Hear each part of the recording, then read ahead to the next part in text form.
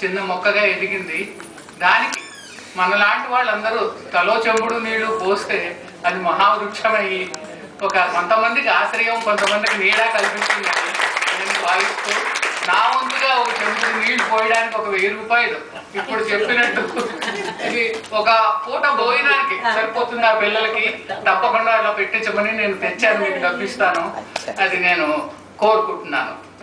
వీడు సామాజిక సాంఘిక సంస్థలతో పాటు సాహిత్య సేవ కూడా ఒకటి కొంచెం చేస్తే బాగుంటుందని నాకు అనిపిస్తుంది. ఎందుకంటే ఇప్పుడు భాషని రక్షించేది, పరిరక్షించేది సాహిత్యం ఒక్కటే.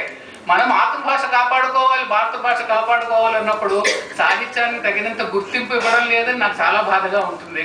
నానాటికి సాహిత్యం, తెలుగు సాహిత్యం చదివేవాళ్ళు తగ్గిపోతున్నారు.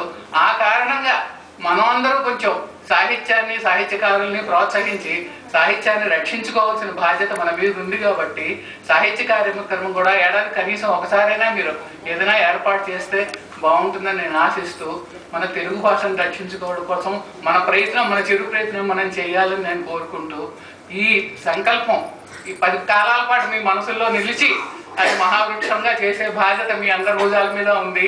మాకు తోచిన సహాయం మేము చేస్తాము అని ఇందు మూలంగా చెప్తున్నాను.